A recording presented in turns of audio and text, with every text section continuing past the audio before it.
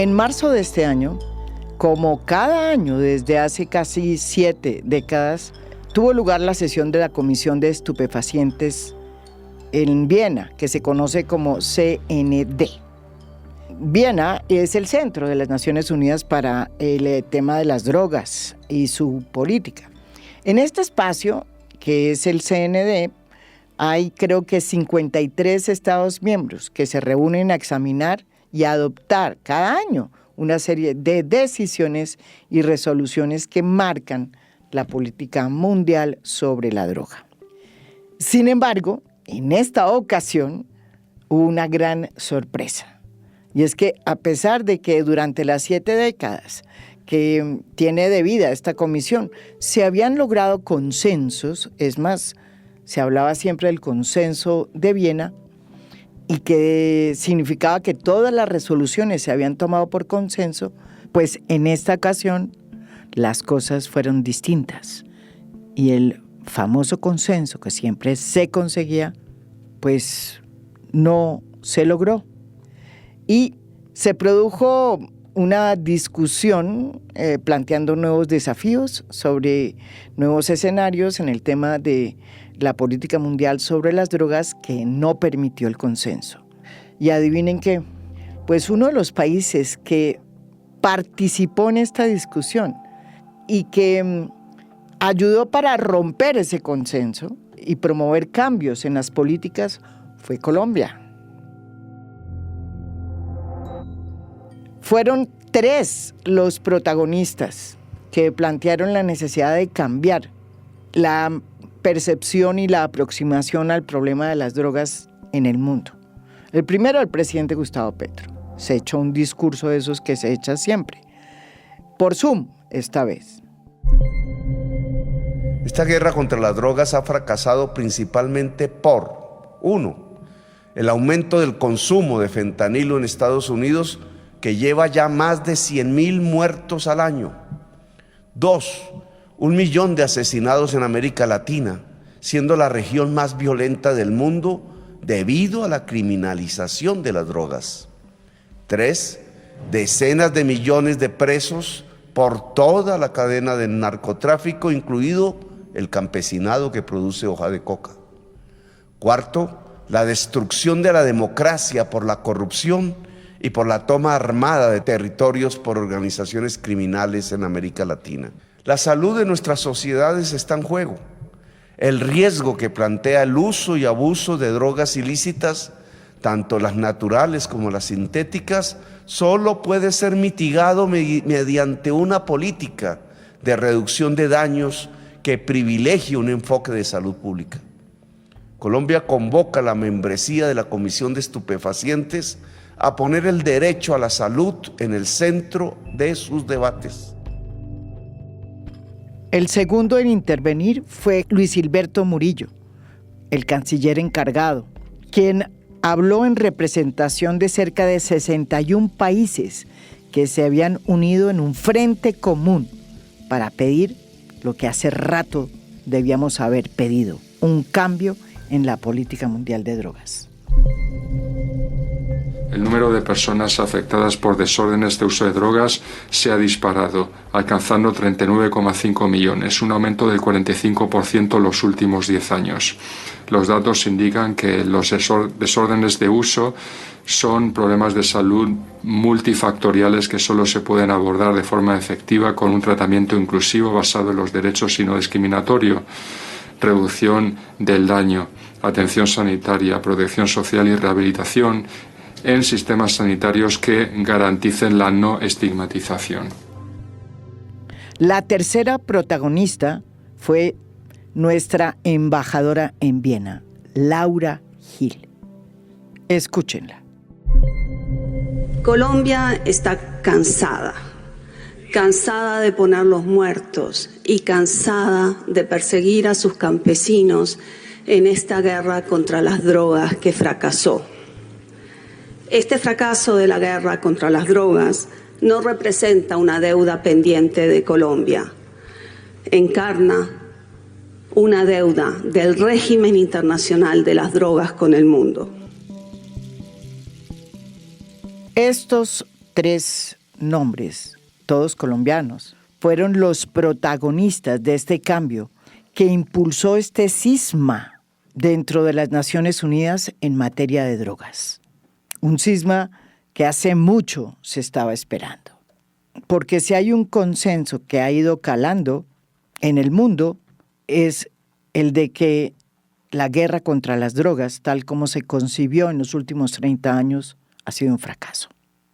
Lo que pasó en marzo de este año en Viena demuestra que no todos los cismas son malos y que cuando se rompe un consenso no hay que registrarlo como una mala noticia, sino como un punto de inflexión para cambiar las cosas que se han debido cambiar antes y buscar nuevos caminos que nos lleven a nuevos consensos más reales sobre las drogas y la manera de enfrentarlas. Lo que se rompió en Viena, en el fondo, fue el consenso sobre el prohibicionismo como base fundamental de la política contra las drogas. Y por primera vez se empieza a plantear en las Naciones Unidas el tema de la reducción del riesgo, de las políticas dirigidas a reducir los daños y a trazar una política muy distinta, alejada del prohibicionismo. Aquí en A Fondo hemos querido reconstruir esta noticia que pasó un tanto inadvertida entre tantas cosas que suceden en Colombia, pero que es vital para entender uno de los logros más importantes que la política internacional de Colombia ha tenido en los últimos tiempos, que es el de haber contribuido a cambiar el rumbo de la política de las drogas en el epicentro donde se formulan los consensos que sirven para desarrollar las políticas públicas y de Estado con las que se debe enfrentar el tema de las drogas. Los 2 invitados aquí en A Fondo también fueron protagonistas de esa ruptura del consenso de Viena, porque además han estado presentes en cada evento, cada año en Viena, y han visto los cambios, la transformación de los discursos y de las narrativas. Está con nosotros Isabel Pereira, es politóloga de la Universidad de los Andes y magíster en estudios de desarrollo, con énfasis en conflicto y construcción de paz, del Instituto de Altos Estudios Internacionales y de Desarrollo de Suiza. Actualmente es la encargada de investigar todo el tema de drogas en De Justicia. Ella ha estado en Viena, estuvo en marzo allá cuando se rompió el consenso y nos va a explicar qué es lo que significa haber roto el consenso de Viena y qué significa la CND, Commission on Narcotics Drugs, que en español se conoce como la Comisión de Estupefacientes, de la cual forma parte Colombia con otros 52 países desde hace varios años. Bueno, para entender qué es el consenso de Viena hay que entender la estructura de gobierno de los tratados internacionales de drogas. Son 3 tratados internacionales y la Comisión de Estupefacientes, que es la CND por sus siglas en inglés, es el órgano político que está conformado por 53 países. Colombia casi siempre ha estado dentro de la CND para poder tener un rol activo en la agenda que es más importante para Colombia, que es política de drogas, y son las que toman las decisiones sobre cómo se debe desarrollar año a año la política de drogas. ¿Qué es lo que hace la Comisión de Estupefacientes? Se reúne cada año en marzo en Viena, en la sede de Naciones Unidas en Viena, y adopta resoluciones sobre todos los temas de la política de drogas: acceso a medicamentos, desarrollo alternativo, tratamiento para consumo de drogas, etc. Hay que recordar también que la estructura de gobierno de los tratados de drogas tiene otras 2 instancias. Una es la Junta Internacional de Fiscalización de Estupefacientes. Esa es una junta técnica. De hecho, para este año, otra cosa que no se ha contado del papel de Colombia es que Colombia tenía un candidato para esa junta, para la JIFE. ¿Quién era? Andrés López, que él fue el director del Fondo Nacional de Estupefacientes hace que quizás unos 7 años. Sí, como en la época de en la época Alejandro Santos. Gaviria. Ajá. Más o menos. Y Andrés López estaba allá para hacer su candidatura. Las elecciones fueron ahorita en abril en el ECOSOC. No obtuvo el asiento, pero bueno, esa es una historia no contada de lo que pasó ahorita en Viena. Y la tercera instancia de gobierno es UNODC, la Oficina de Naciones Unidas contra la Droga y el Delito, que es la agencia que ejecuta esa plata que todos los países ponen para la política mundial de drogas. Entonces, el espíritu, lo que llaman el espíritu de Viena o el consenso de Viena es la manera decorosa, diplomática, como se hacen las cosas en Viena. Y es todos los diplomáticos que ocupan esos pasillos de la CND están acostumbrados y comprometidos a que todo se adopta por consenso. Distinto a otras instancias de Naciones Unidas, vemos en las conferencias de las partes de cambio climático, vemos también lo que pasa en Consejo de Seguridad. Otros espacios de Naciones Unidas votan, la Asamblea General vota, en las conferencias de la parte se vota, en la CND nunca se vota porque respetaban este espíritu de no. El espíritu de Viena es decidir todo por consenso y estamos todos de acuerdo, en teoría, en un objetivo común que es un mundo libre de drogas. Y ese es el objetivo común que vamos a perseguir y esos países entonces se sentaban en función de ese objetivo. Lo que pasa es que después de un vaivén de 20 años o más, donde hay una masa crítica mucho más fuerte en contra de este objetivo inalcanzable, empieza a resquebrajarse este consenso de Viena y si en realidad es lo que se necesita para diseñar y aplicar una nueva política de drogas.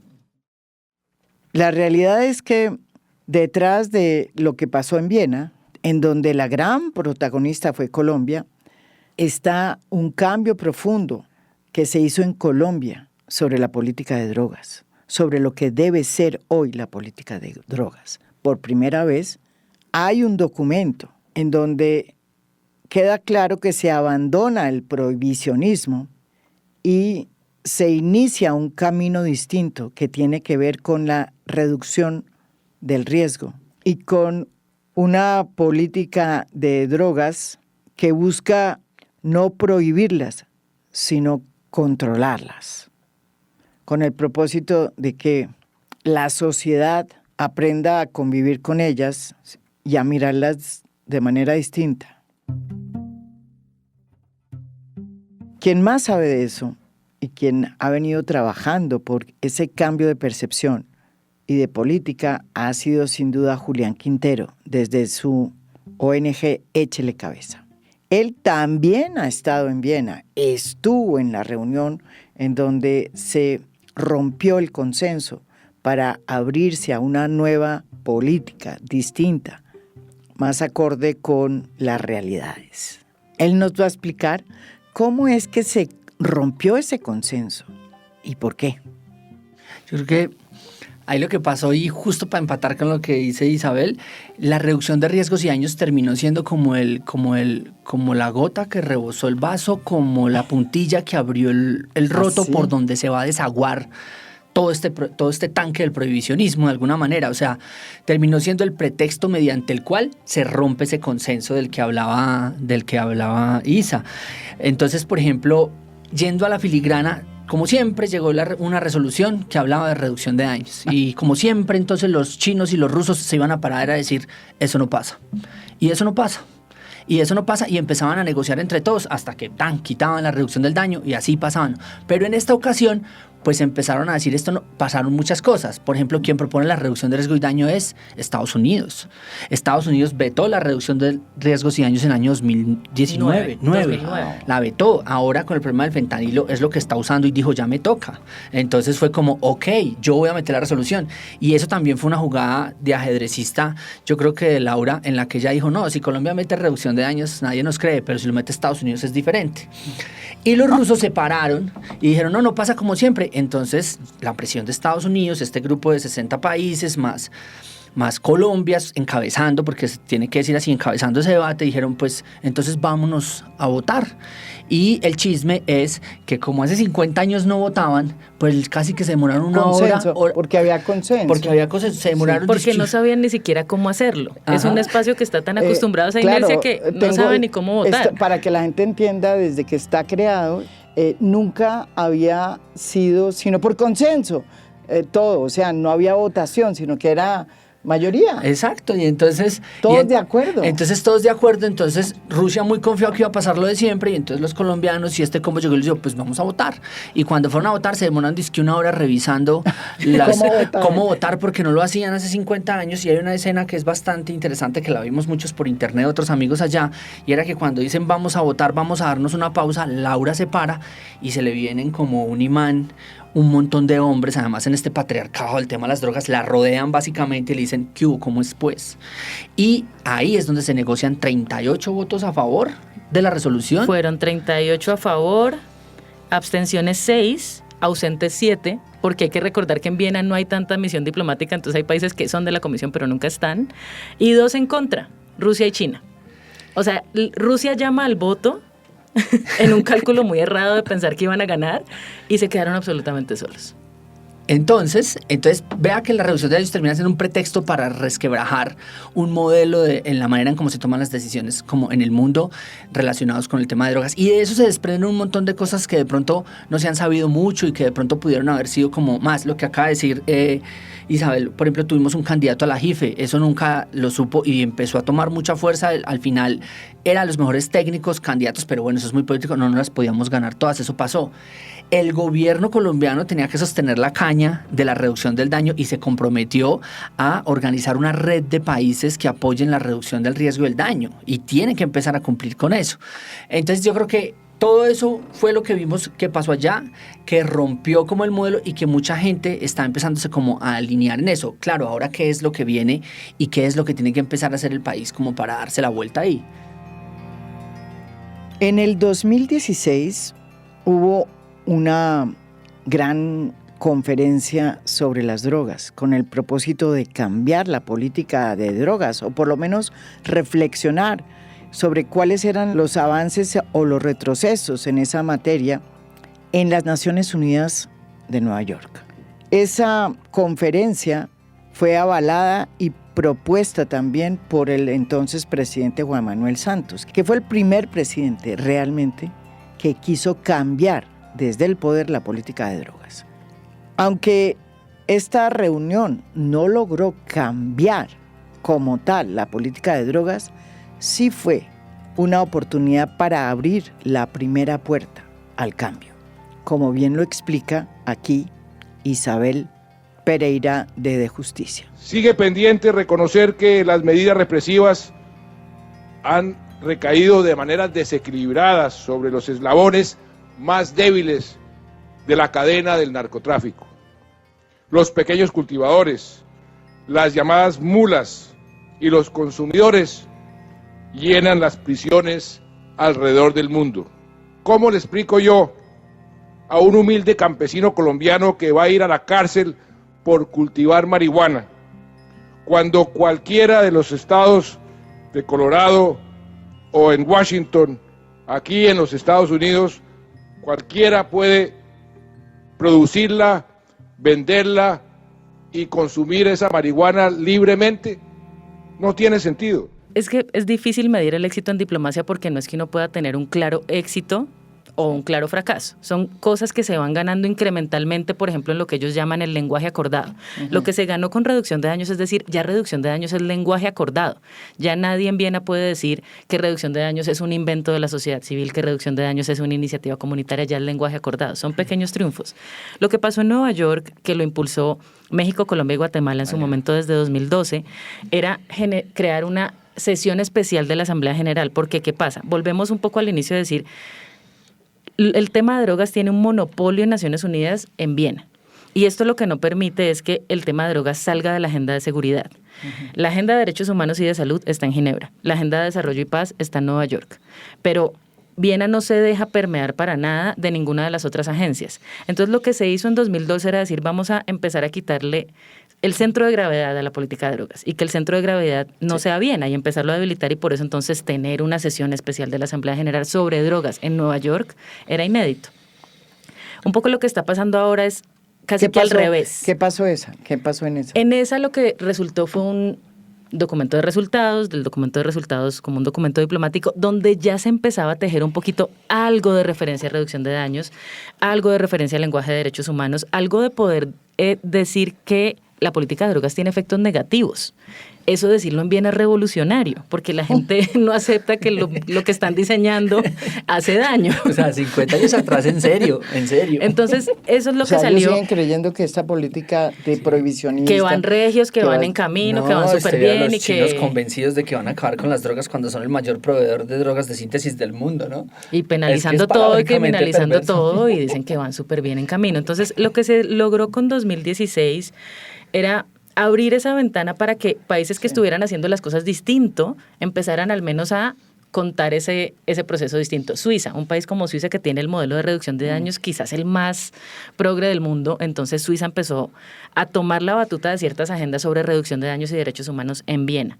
Pero es un documento, pues como documento de Naciones Unidas, que pues tiene unos avances, pero se quedó ahí. Pero realmente después viene y este es el gran avance. Este es un gran avance porque le logra demostrar que ese consenso de Viena lo que estaba haciendo era impedir el avance. O sea, ¿el consenso a quién le servía? El consenso le servía a los que podían sostener un bloqueo a cada negociación cuando decían yo no me voy si me meten la palabra derechos humanos o el término derechos humanos. ¿El consenso a quién le servía? A los que querían entonces lograr ese mínimo común denominador. Claro. O sea, porque en el consenso no es todos vamos a estar de acuerdo, es que no voy a negociar porque no hay cómo negociar y entonces me tengo que transar por lo más bajito posible. Entonces, el consenso le servía al status quo. Lo que se logra con esto es decir, ya no, vamos a partir de que puede que no vamos a estar de acuerdo en Viena. Y yo iba a decir una cosa ahí como para cerrar este capítulo histórico y hablar del presente. Y es que ahora que le mamá yo gallo, yo sí creo que pues evitar ¿cómo es? Humildad, aléjate de mí. ¿Cómo es que dicen? Humildad, sí. Es que yo sí creo que un actor muy importante en esta historia fue la sociedad civil, y fue la sociedad civil colombiana y fue la sociedad civil internacional, que era la que venía presionando hace 20 años este tema. O sea, los proyectos, los servicios de reducción de riesgos y daños en el mundo, o sea, las salas de inyección, ir a entregar jeringas. Y los Estados Unidos, o sea, yo creo que la sociedad civil americana. Y la sociedad civil norteamericana, digamos como que toda esta gente del mundo, en Colombia, nosotros hacemos reducción de daños de alcohol desde el 2012, analizamos desde el 2013, entregamos jeringas desde el 2015, abrimos una sala de inyección. Digamos que toda esa sociedad civil del mundo de Colombia es la que ha puesto los insumos y ha puesto la evidencia para que muy hábilmente, eso sí, porque también, digamos, uno tiene que reconocer una coherencia de Gustavo Petro, porque desde la alcaldía venía hablando, a veces junta los términos, hace maromas, pero pues él es el que pone la conversación. Capitaliza toda esa tensión que hay, la recoge y la pone en ese lugar. Hay que reconocerle a Santos también. Santos fue el primero que dijo reducción de riesgos y daños en una instancia. Yo me acuerdo que estábamos allá todos sentados cuando Santos dijo esto, eso es como, wow, un presidente dijo esto en las Naciones Unidas. En las Naciones Unidas. En el 2016. En esa reunión. Y eso en términos de retórica para nosotros fue lo más innovador de esa época. Claro, ahí se viene madurando, tenemos Hay una cosa que también pasó interesante con Duque, y es que Duque intentó echar para atrás, pero no le dio. Estamos dándole las herramientas a la Policía Nacional para confiscar cualquier dosis de droga y de alucinógenos en las calles de Colombia. Nosotros siempre hemos dicho que uno mide los avances en política de drogas no cuando avanzan los progresistas, sino cuando vienen a barrer los conservadores de derecha, y lo que quede de pie fue lo que uno avanzó. Duque intentó echar para atrás muchas cosas, intentó sacar la reducción de riesgo del daño de la política pública y le tocó dejarla por allá. Nunca pudo parar los servicios de reducción de daños en campo. Nunca fue capaz con el tema del glifosato, tampoco con el tema, ahorita estamos viendo el desastre que generó, ya tuvimos un programa una vez hablando del decreto ese de prohibición del espacio público. Todas esas medidas populistas, conservadoras, prohibicionistas, a Duque se le cayeron, no le duraron ni siquiera, muchas se acabaron. Entonces creo que ahí intentamos tener un Trump, pero este señor Petro llegó y cogió todo eso y lo impulsó. Ahora, ¿qué es lo que pasa? Y creo que es la conversación y es, bueno, hermano, ya pasamos 2 años, ¿qué vamos a hacer ahora? ¿Cómo vamos a materializar esto? Julián Quintero de Échele Cabeza, que ha estudiado hace mucho tiempo la política contra las drogas, tiene una visión muy interesante porque demuestra siempre que Colombia, a pesar de todo y a pesar de los gobiernos que tenga, sean de izquierda o de derecha o de centro, de alguna manera siempre ha estado a la vanguardia de las innovaciones en materia de política de drogas. Incluso paradójicamente también eso se produjo en el gobierno de Uribe, que fue un prohibicionista de raca mandraca. Hay una cosa también que quisiera dejar como transversal en esta narrativa y en esta conversación, es que Colombia lleva muchos años haciendo estas cosas y Colombia sí debería cambiar la mentalidad colonial para empezar a decir, es que nosotros lo hemos hecho hace mucho tiempo, vamos a contarle al mundo. Colombia hay reducción de riesgos y daños en política pública desde el 2007, paradójicamente en el gobierno de Uribe. Después reafirmó... ¿Y por cómo así? En el gobierno Uribe hubo una política pública del 2007 que se firmó que reconocía la mitigación del daño como un enfoque de política de drogas. Entonces, básicamente es un enfoque... ¿Y él se dio cuenta? La historia no contada, la reducción de la daños. historia no contada. Además, esa y la de que fue el que abrió la puerta a la legalización de la marihuana con su reforma constitucional son los dos grandes aportes de Álvaro Uribe a la reforma de política de drogas en el mundo, en Colombia. Pero gracias, señor Uribe, en eso. No, mentiras. Pero, porque claro, él cuando reforma la Constitución. ¿Se acuerda cuando reformó el artículo y el 49 y el acto legislativo? Él fue el que salió con la frase de excepto para uso médico y profiláctico era la palabra, y por ahí se metió la regulación del cannabis, por lo menos para uso medicinal. ¿La reducción de daño qué es? La reducción de daños es un enfoque de intervención, digamos, o de acción desde la perspectiva de salud pública, derechos humanos, para las personas que no quieren o no pueden o no desean abandonar el consumo de sustancias psicoactivas y demandan información, servicios y derechos para mejorar su calidad de vida. Es básicamente como algo que está en la mitad, entre la prevención, que es, por favor, no las toque nunca, o entre la mal llamada rehabilitación o cesación del consumo, que es, por favor, deje de hacerlo. Tanto la prevención como la cesación del consumo son dos enfoques prohibicionistas. Básicamente los dos le apuntan a que la gente no use sustancias.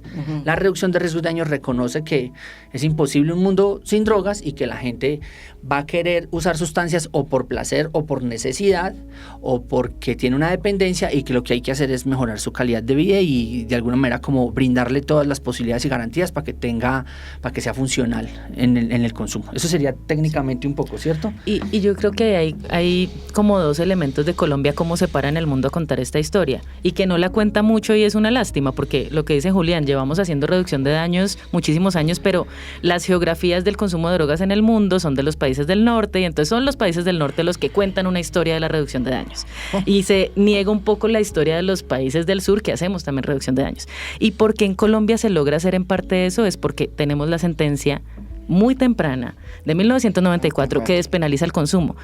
¿Qué es lo que más imposibilita la reducción de daños en el mundo? Cuando el uso personal de drogas es un delito, que sucede todavía en muchísimos países. A nosotros acá en Colombia se nos hace absurdo porque tuvimos una despenalización tan temprana que casi que nos la quita Duque, que nos la intentan quitar a cada rato, y lo que dice Julián, ahí seguimos parados para que no pase, pero es una despenalización que ocurrió muy temprano en referencia a lo que pasaba en otros países y aún pasa hoy. Entonces, cuando tú eliminas la sanción penal a una conducta personal, pues eso habilita que haya servicios comunitarios y una atención distinta y una relación distinta con las personas que usan drogas.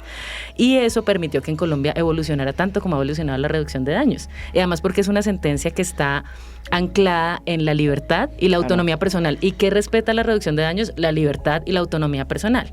La reducción de daños es un modelo de intervención que parte de la premisa de esta persona va a seguir tomando las decisiones que quiera tomar. Lo que tengo es que habilitar un entorno donde esas decisiones tengan menores riesgos y menores daños. Pero es parte del respeto a la libertad y la autonomía personal.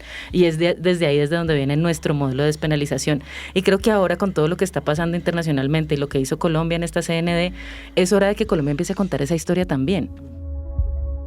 Pero fíjese, hemos llegado al día de hoy, donde tenemos una nueva política de drogas que fue presentada por el ministro de Justicia y de la que se ufana mucho el presidente Gustavo Petro cada vez que va a las Naciones Unidas. ¿Cuáles son los retos de hoy con esta nueva política que habla de control de daños, de control de riesgos y que tiene una mirada distinta a la tradicional del prohibicionismo, en el que todo lo que tenía que ver con las drogas era malo?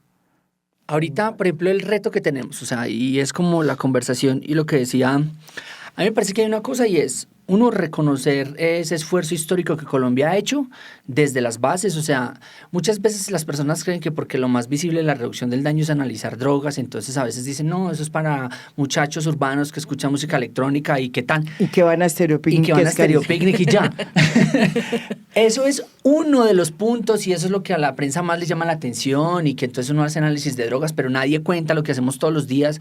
Muchas organizaciones con personas que tienen cero privilegios. Nosotros tenemos una sala de inyección en el barrio Santa Fe hace 10 meses. Son personas que literalmente casi el 50% están en habitabilidad de calle y el único contacto con una institucionalidad digna somos nosotros.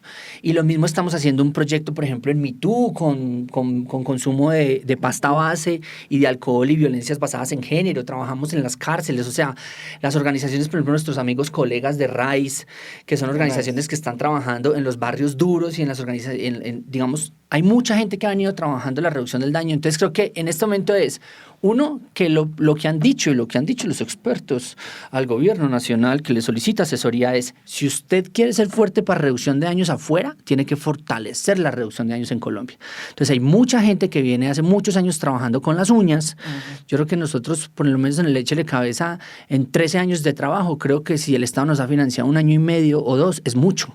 Así es muchísimo. Solamente no ¿el más. Estado no les ha ayudado? No, yo creo que nosotros no recibimos recursos del Estado grande hace por ahí 2, 3 años y de los locales hace mucho tiempo no. O sea, sí como que en ocasiones lo ha hecho de manera esporádica.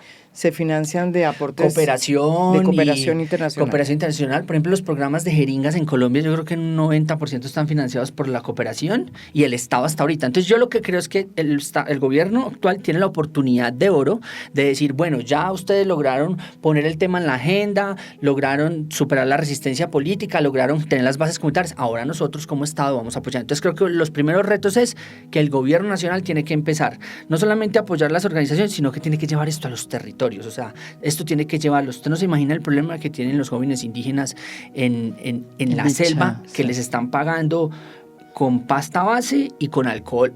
Y son muchachitos pegados, o sea, y así, los pelados que tienen problemas en las comunas, los pelados que tienen, o sea, yo creo que es llevarlo a los territorios, hay que democratizar este conocimiento, hay que fortalecer lo que está pasando en Colombia, porque además se nos viene otra cosa que es bien interesante, y es que, ¿cómo le parece que nos logramos traer entre muchas organizaciones de la sociedad civil y más gente, nos logramos traer a Colombia el próximo año una cosa que se llama el International Harm Reduction, que es como la conferencia internacional de reducción de daños más grande del mundo? ¿Y eso cuándo va a ser? En abril. De 2025, en un año. Carajo, en un año. Pero... Entonces, por ejemplo, lo que yo le digo es que la gente no dimensiona ese roto que se le abrió al tanque, porque lo que se viene ahorita es como el gobierno nacional tiene que, esto que estamos hablando de reducción de daños, creemos que es la oportunidad, el gobierno nacional ya escribió una política, ahora tiene que bajarla y usted sabe exacto, que toca...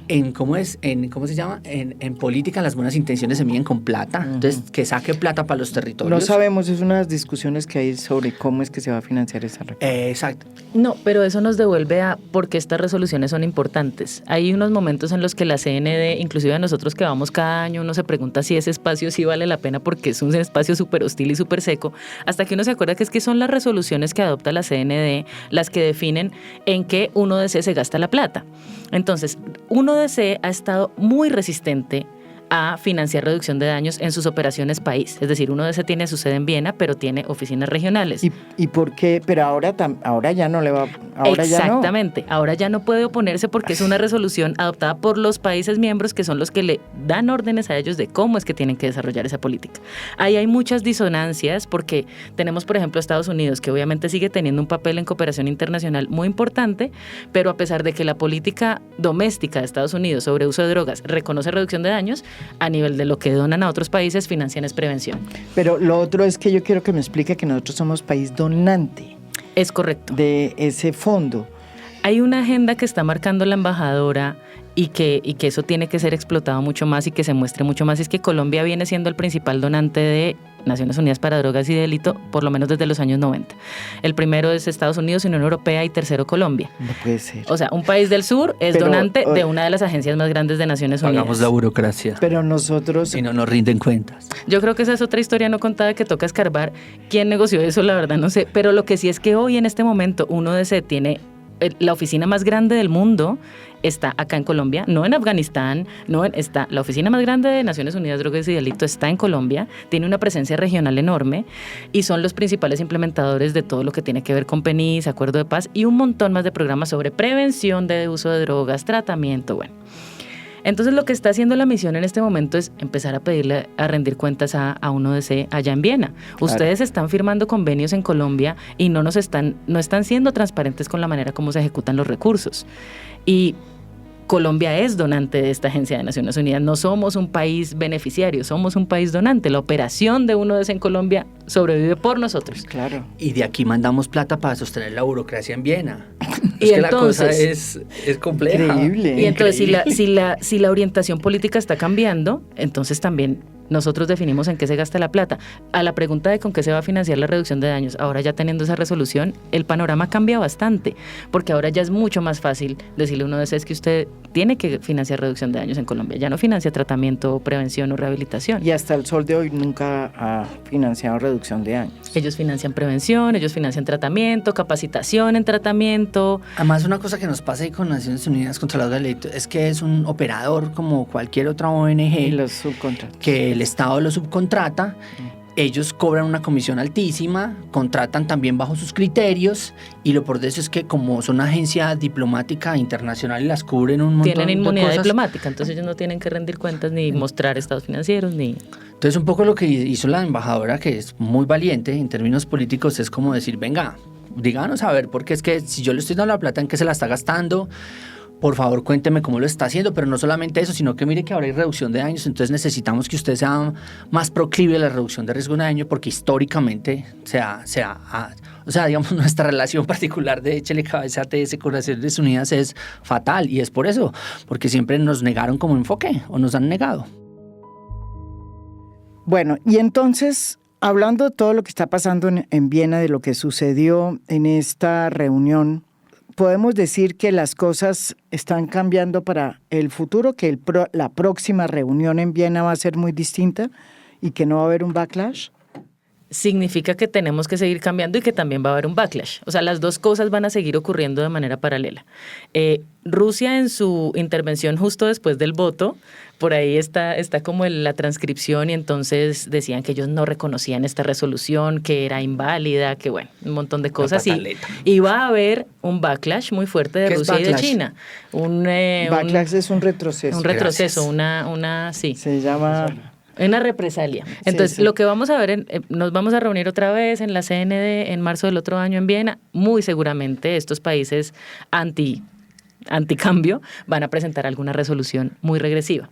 Entonces, ahí va a ser el juego de los países progres que motivaron el cambio de paradigma este año, tienen que seguir...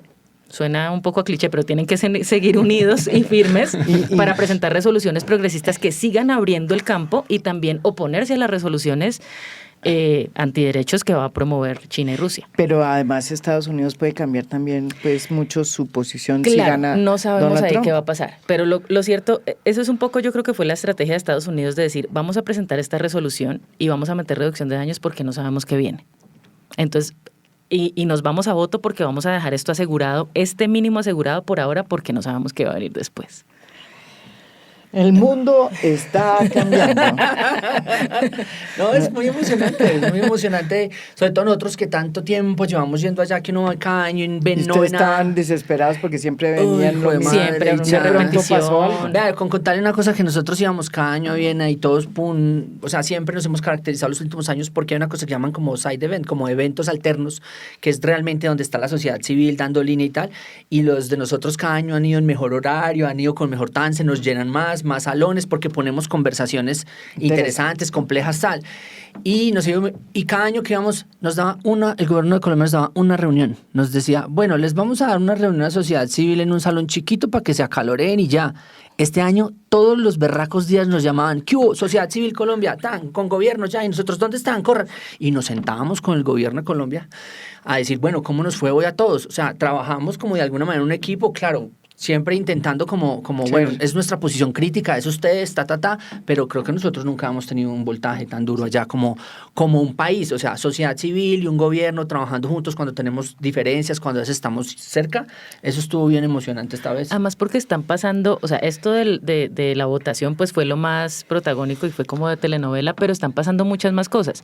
Por ejemplo, suena bobada, pero por primera vez en la CND estuvo el Alto Comisionado de Derechos Humanos por invitación de Suiza y Colombia, cosa que nunca había ocurrido. Volker Turk. Esto se tiene que mantener, se tiene que volver una práctica ordinaria de cada marzo. Se invita, como se invita a todas las agencias de Naciones Unidas. ONUCIDA tiene algo que decir sobre la política de drogas. PNUD tiene algo que decir sobre la política de drogas. Para que no sea una isla. Sí. Exacto, y para seguir quitándole ese centro de gravedad, porque es que la política de drogas es un tema que cruza muchas demás agendas. Drogas son también sobre desarrollo, es también sobre paz, es también sobre justicia, es también sobre cárcel. Humanos, y derechos humanos. Entonces el hecho de que esto pasara y que no sea la primera vez, sino que siga pasando. Otra cosa interesantísima que puede moverse el otro año es la revisión crítica de la hoja de coca. Y en eso Colombia estuvo apoyando un evento paralelo con Volker Turk y con Bolivia. Porque, ¿qué pasa? La hoja de coca fue clasificada en la lista 1, que es la lista más estricta, y se está pidiendo que se le muevan las listas. Y esa votación puede ocurrir el próximo año. Entonces, todas estas cosas que se van moviendo y mantener una coherencia muy fuerte en la agenda. Ahora, tenemos 2 años para que esa coherencia se mantenga. La coca está registrada en una lista donde aparecen las sustancias que tienen el mayor riesgo y 0 uso médico. ¿Qué tal? Está registrada en la lista 1, que la lista 1 es de aquellas sustancias que tienen el mayor riesgo, el mayor grado de peligrosidad y 0 uso médico. En esa lista es donde clasifican. No. Ese es el criterio de esa lista. Ya. Alto grado de peligrosidad, 0 uso médico. O sea, y la hoja de coca, ni siquiera la cocaína. La cocaína también, pero la hoja de coca. Entonces, lo que hizo Bolivia fue solicitar una revisión crítica, es decir, recabar toda la evidencia científica y de todo tipo de evidencia que existe sobre hoja de coca para poder mover a la hoja de coca entre las listas. Y eso lo que permitiría, si llegara a pasar, es comercio sobre la hoja de coca, que en este momento pues no se puede hacer. No, y hay un montón de cosas ahí que están pasando. Por ejemplo, hubo reuniones interesantes de empezar a hablar de los pilotos de cocaína, por ejemplo. Hay países a ver hasta dónde puedo uno contar. Hay países que ya están empezando a nivel de ciudad, por ejemplo, consejos municipales de una ciudad cualquiera, diga usted cualquier Ámsterdam o cualquier Columbia Británica o cualquier ciudad por allá en Suiza, que dicen, no, nosotros de la alcaldía y el consejo de esta ciudad le pedimos al alcalde que implemente un proyecto para entregar cocaína. Y para entregar cocaína con fines terapéuticos, pero también medicinales o también recreativos. Y hay gente que está avanzando con eso en el mundo. Y entonces uno llega y dice, pero si están avanzando allá con dar cocaína, pues ¿quién es el que se la va a proveer? Entonces también digamos que hay conversaciones que están girando en torno a ese tema de la cocaína y que van bastante avanzadas desde la sociedad civil. Entonces a nosotros particularmente nos llena. O sea, cuando yo me acuerdo hace unos 10 años que empezamos a hablar entre todos de algún día vamos a tener el tema de la reducción del daño, algún día vamos a tener el tema de las análisis y las jeringas, ahora que yo empiezo a escuchar las conversaciones de cocaína, yo ya digo, no va a ser algún día, o sea, esto lo vamos a hacer real y lo vamos a hacer real, así sean 10 años, pero esto viene también. Hay mucha gente en otros países que ya están hablando desde, bueno, ¿y cómo vamos a avanzar con la cocaína? Esa es una conversación que viene muy fuerte para Colombia el próximo año, por ejemplo, porque son reuniones con gobiernos y con cosas así, entonces la cosa va avanzando. Pero entonces aquí va a tocar agilizar en el Congreso la aprobación de ese proyecto que nada que sale sobre el uso adulto de la marihuana, que sigue ahí, atrancado, por falta de votos, lo cual no deja de ser una paradoja. Cambiamos la política a nivel exterior, pero nos está costando mucho trabajo cambiarla internamente. Yo creo que una cosa que uno analizando que quienes son a veces como los serviles silenciosos a la prohibición, y uno dice que los que menos han estado a la altura es el Congreso de este país. O sea, el Congreso de este país nosotros creemos que uno va y ve que, por ejemplo, o sea, las cortes siempre van adelante, van a la cabeza. La sociedad civil pues hace su tarea prestando servicios y tal. La prensa ya ha empezado como a decir a veces alguito, y uno decía, claro, el gobierno, el ejecutivo pues va y viene, pero este ejecutivo está jalando, pero uno y mira, Congreso es el más colgado, Congreso es el más retardatario, y cada vez que el Congreso se demora en regular, en ser progreso, son muertos, y hoy en día congresista que no esté impulsando la regulación de las drogas está a favor del narcotráfico. Literalmente le está ayudando al narcotráfico por rebote, porque lo que estamos viendo en el mundo es que la evidencia está mostrando así de lejos que países, ciudades donde se regula, las condiciones de violencia bajan, la plata sube, todo. Yo quería dejar, si lo podía meter en algún lado, como una lista de cosas para que la gente se mentalice y era como, pues para el país y como sociedades hay que apoyar la ampliación y el acceso a servicios de reducción de daños en Colombia. Nosotros no podemos estar para afuera hablando si no lo hacemos. Creo que hay que prepararnos para ese evento del próximo año, el International Harm Reduction. Eso va a ser una bomba, o sea, son 1.500, 2.000 personas aquí de todo el mundo diciendo, o sea, estamos en el mayor productor de cocaína hablando de reducción de daños, eso va a llamar mucho la atención. Y es apenas la segunda vez que se hace en América Latina, siempre se hace en países del llamado norte global. Sí. Viene a Australia para acá. Viene al sur global. Exacto. Sí, señora, y aquí para mostrarles a la colombiana, yo creo que hay que apoyar al gobierno y hay que impulsar el tema de liderar la conformación de la red de países de reducción de daños. Eso nunca se ha visto. Hay una red de organizaciones de la sociedad civil en el mundo, pero como países, estados, eso no se ha visto. ¿Sabe qué? Sí me parece que en términos de Congreso, creo que hay dos proyectos que hay que empujar muy duro. En Colombia, la reducción de daños tiene que elevarse a nivel de ley, porque si no, no vamos a poder garantizar recursos para el futuro, para todo lo que está pasando. Y lo segundo, hay que volver con el tema de cannabis. Creo que el ambiente una vez más vuelve y juega y hay que empezar a tener la narrativa.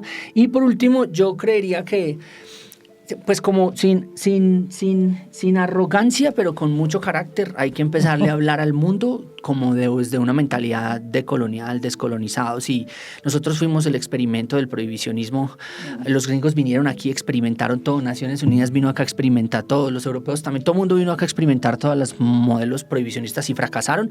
Y en ese mismo fracaso, digamos como en ese cadáver, pues surgió lo que está pasando ahorita. Entonces yo creo que también como que los colombianos, a mí me encanta mucho cuando la gente a veces nos escribe por las redes sociales y nos dice, ustedes no se imaginan, estoy en tal país y es del primer mundo y aquí no hay lo que hay en Colombia. Y eso a veces los colombianos ya lo interiorizaron tanto que no se creen chimbitas. Entonces es como que creo que es un tema de mentalidad y es creerse que es en Colombia donde va a surgir o donde se va a empujar la reforma de la política de drogas a nivel mundial muy duro. Esto es A Fondo. Mi nombre es María Jimena Duzán.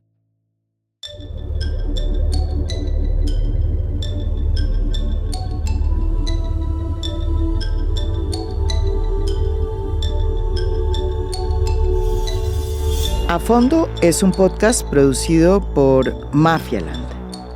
Producción general, Juan Diego Barrera. Gestora de audiencias, Beatriz Acevedo. Postproducción de audio, Daniel Chávez Mora. Música original del maestro Óscar Acevedo. Nos pueden escuchar también en mi canal de YouTube. Gracias por escuchar.